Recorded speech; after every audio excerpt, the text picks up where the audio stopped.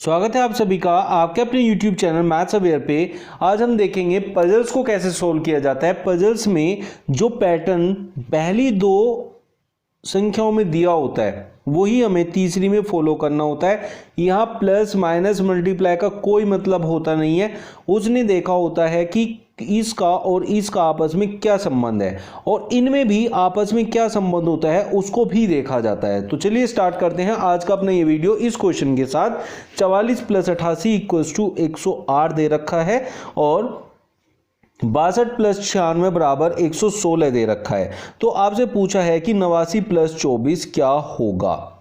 तो अब आपको देखना है कि इसमें ये 44 है, ये 88 है, तो 108।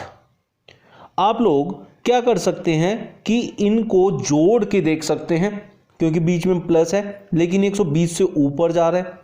फिर जो इस क्वेश्चन में किया गया है, अगर मैं देखूं तो 44 में अगर मैं 60 के आसपास की संख्या जोड़ दूं तो ये संख्या बन जाए और 60 की जो संख्या है आसपास वो इन दोनों की मल्टीप्लाई से आ सकती है। तो 8 × 8 = 64, अगर मैं इसमें जोड़ूंगा तो 4 और 4 8, 6 और 4 10, तो 108 ये मुझे मिल जा रहा है। तो क्या यही पैटर्न सेकंड वाली में भी अप्लाई हो रहा है? अगर हो रहा है तो फिर हम थर्ड में इसी को अप्लाई करके आंसर निकालेंगे। तो हमने क्या किया है, इसको मल्टीप्लाई किया आपस में, तो यहाँ भी कर लेते हैं। 9 × 6 = 54, 62 और 54 को हम जब ऐड करेंगे तो क्या मिलने वाला है, 116, जो बिल्कुल इसमें फिट बैठ रहा है। तो इसका मतलब है कि इन दोनों को मल्टीप्लाई करना है। 4 दूनी 8 और 89 में हमें जोड़ना है। 89 और 8 जो होंगे वो आपके कितने बन जाएंगे, 97 बन जाएगा। तो इसका जो आंसर होने वाला है वो 97 होने वाला है। नेक्स्ट क्वेश्चन, 43 × 21 = 6, 64 × 61 = 4, तो 92 × 31 बराबर कितना होगा आपसे पूछा है। अब आप ये देखेंगे ये एक बड़ी संख्या है, ये एक बड़ी संख्या है इसके मुकाबले। तो ऐसी संख्याएं जो बड़ी से छोटी आती हैं वो दो तरीके से आती है, तो भाग करके या फिर माइनस करके। तो ये जो छोटी संख्या आ रही है इसको हम देख लेते हैं वो कैसे आ रही है। ये देखिए 4 × 3 = 12 और 2 × 1 = 2। 12 और 2 का रिलेशन बनता है 6 भाग करके। तो 12 इन दोनों की मल्टीप्लाई आपस में की और इससे भाग किया 2 × 1 = 2 से, तो 12/2 6। क्या ये यहाँ भी अप्लाई होता है? 6 × 4 = 24 बटे में 6 × 1 = 6, तो 6 × 4 = 24, 4 आ गए। तो इसका मतलब यही हमें अप्लाई करना है। तो यहाँ देखेंगे 9 दूनी 18 बाई 3 × 1 = 3, तो आंसर जो आने वाला है वो 6 आने वाला है इस क्वेश्चन का। नेक्स्ट क्वेश्चन, जैसे आपको दिया है 14 + 3 = 2, 18 + 4 = 5, तो 62 + 6 कितना होगा आपसे पूछा है। तो इसमें आपको देखना है कि हमें क्या करना होगा। ये देखिए 14 और 3 = 2, मतलब यहां भी बड़ी संख्या से छोटी में जा रहा है, तो इसका मतलब डिवाइड या फिर अंतर का क्वेश्चन है। तो आप देखेंगे कि ये 5 अगर टोटल बन जाते तो 3 माइनस होके आ जाएगा। तो ये क्या इसमें भी अप्लाई हो रहा है? 8 और 1 9 में से 4 जाएगा तो 5 आ जाएगा, ठीक है। तो 6 और 2 8 में से 6 जाएगा, तो हमारा आंसर 2 हो जाने वाला है। तो इसका आंसर हो जाएगा 2। नेक्स्ट क्वेश्चन में है 32 - 6 = 1 है, 68 - 4 है, तो 72 - 7 बराबर आपसे पूछा है कि कितना होगा। फिर से वही देखेंगे, ये देखिए आप कि ये बहुत छोटी संख्या आ रही है तो भाग करके या फिर माइनस करके आएगा, और ऐसी संख्याओं में 6 32 का कोई फैक्टर नहीं होता, तो ये इससे डिवाइड नहीं होगा। तो क्या 3 दूनी 6 को लेंगे? हाँ, 3 दूनी 6 और 6 से भाग होगा तो 1 आएगा। 6 8 48, 48 12 से भाग होगा तो 4 आएगा। तो अब हम देखेंगे इन दोनों की मल्टीप्लाई कितनी है, 7 दूनी 14, और उनको इस संख्या से भाग किया जाएगा तो यहां आपका आंसर 2 आने वाला है। तो इस पूरे का आंसर हो जाएगा 2। नेक्स्ट क्वेश्चन, 34 - 5 = 2, 44 - 4 = 4 और 62 - 7 बराबर आपसे पूछा है। तो जरूरी नहीं है कि वो माइनस का क्वेश्चन होने वाला है, ये हम देख चुके हैं कि ऐसा इसमें बिल्कुल होता नहीं है। तो ये छोटी संख्या है तो इन दोनों में से कुछ हमें करना पड़ेगा, जिसमें से फिर इसको माइनस या डिवाइड करना पड़ेगा। तो 4 और 3 दोनों को देखें, मल्टीप्लाई करेंगे तो 12 आएगा, 12 में से 5 जाएगा तो 7 नहीं आएगा, लेकिन 4 और 3 7 योग होता है, 7 में से अगर हम 5 माइनस करेंगे तो 2 आएगा, तो 8 में से 4 माइनस करेंगे तो 4 आएगा, तो 6 और 2 8, 8 में से 7 माइनस किया तो 1 आ जाएगा। इस तरीके से इसका आंसर आ जाएगा। नेक्स्ट क्वेश्चन, 42 माइनस 5 बराबर 4 है, 63 माइनस 9 बराबर 5 है, तो 86 माइनस 10 बराबर कितना होने वाला है, आपसे पूछा है। तो अब हम देखेंगे इसमें हमें क्या करना है।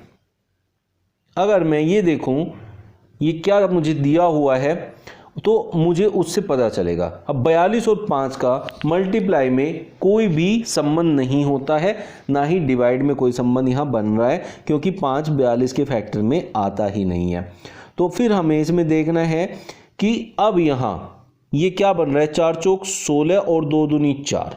अगर इनके वर्गों का योग मैं ले लूँ तो ये 5 के टेबल में कहीं ना कहीं बन रहा है। तो जब हमारे पास सीधा सीधा 5 के जो इधर वाली संख्या है उसके फैक्टर में कुछ नहीं बनता है, तो फिर हम उनके वर्गों का योग भी देख सकते हैं। तो 4 चौक 16 और 4 20, 20 को जब मैं 5 से डिवाइड करता हूं तो ये इसके टेबल में भी आ गया और ये वाला नंबर भी मुझे प्राप्त हो गया। तो क्या ये सेकंड में भी फिट हो रहा है? 6 चंग 36 और 9 45, 45 को जब मैं 9 से डिवाइड करता हूं तो 9 पंजे 45, ये भी हो रहा है। तो यही मुझे यहाँ करना है। 8 और 6 के वर्गों का योग हमेशा 100 होता है, 100 को 10 से डिवाइड करेंगे तो 10 मिल जाने वाला है। इस तरीके से इस क्वेश्चन को हम करने वाले हैं।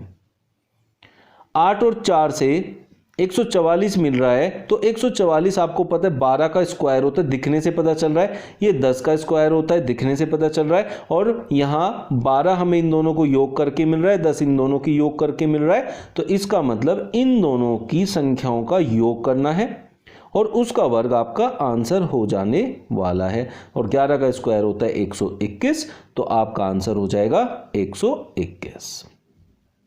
9 माइनस 5 8 हो गया और 7 माइनस 2 10 हो गया और 8 माइनस 5 आपसे पूछा है।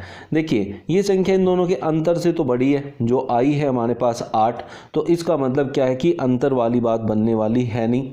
लेकिन उसमें जो अंतर वाली बात होती है उसमें दूसरे तरीके से बन सकती है। वो क्या होता है, क्योंकि यहाँ 9 और 5 का अंतर होता है 4, क्या ये 4 की टेबल में है? हाँ है। तो इसका मतलब अगर मैं अंतर लेके उसका डबल करूँ तो बन जा रही है। क्या आगे भी बन रही है? 7 में से 2 5, 5 का डबल 10 है, तो बन जा रही है। तो यहाँ हम क्या करेंगे, अंतर लेंगे और उसका डबल कर देंगे। तो 8 और 5 का अंतर 3 होता है, उसका डबल आपका 6 होता है, तो इसका आंसर 6 हो जाने वाला है। तो आप देख पा रहे हैं कितनी आसानी से हम इन क्वेश्चन को कर पा रहे हैं। अब 7 और 6 से 84, देखिए कुछ देखने में आपको समझ में आ रहा होगा कि 7 और 6 जैसे 84 है तो उसमें क्या आ रहा है। देखिए 7 और 6 42 होता है, 7 छंग 42 होता है और ये 42 के टेबल में है, 42 दूनी 84 होता है। तो क्या यहाँ पर भी ये चीज़ अप्लाई हो रही है? 9 8 72 दूनी 144। तो इसका मतलब उसने किया है कि पहले दोनों संख्याओं को गुणा किया है और जो आया उसका डबल यहाँ करके लिख दिया है। तो यहाँ भी हम ऐसे ही करेंगे। तो 13 धाम 130 दूनी 260 होता है, तो इसका आंसर 260 हो जाने वाला है। 3 + 8 बराबर 17, 4 + 9 बराबर 25, 5 + 10 बराबर आपसे पूछा है। तो आप ये देख सकते हैं कि यहाँ हमने क्या किया है। देखिए 8 से ज़्यादा ये संख्या है, ये 9 से ज़्यादा ये संख्या है, 10 से ये ज़्यादा संख्या है। अब ये 9 से कितनी ज़्यादा है? 16 ज़्यादा है। ये 8 से कितनी ज़्यादा है? 9 ज़्यादा है। और 9 क्या होता है? 3 का स्क्वायर। 16 क्या होता है? 4 का स्क्वायर।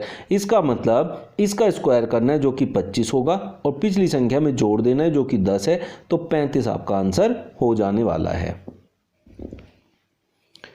83 माइनस 4 बराबर 6, 84 माइनस 8 बराबर 4, तो 86 माइनस 6 बराबर आपसे पूछा है। तो आप इसमें देख सकते हैं क्या हम कर सकते हैं। तो आपको नज़र आ रहा होगा कि 83 में अगर इन दोनों संख्याओं की मैं गुणा करूं तो इसकी गुणनफल में आता है 8 3 24 और 6 चौक 24, 8 चौक 32, तो 8 चौक 32, तो 8 छंग 48, तो अगर यहाँ 6 है तो 6 8 48, तो यहाँ 8 होने वाला है। तो इस संख्या का आंसर हो जाएगा 8। आज आपने देखा कैसे हमने इन क्वेश्चंस को किया और कैसे वो आया आपका आंसर। तो ये चीज़ आपने देखी कैसे हम इन आंसर्स को निकालते हैं। आज का वीडियो कैसा लगा कमेंट बॉक्स में जरूर बताइएगा, और जिन्होंने मेरे चैनल को सब्सक्राइब नहीं किया प्लीज कर लीजिए ऐसी बढ़िया वीडियो पाने के लिए। चलिए मिलते हैं नेक्स्ट वीडियो में न्यू ट्रिक्स और न्यू क्वेश्चंस के साथ। Thank you.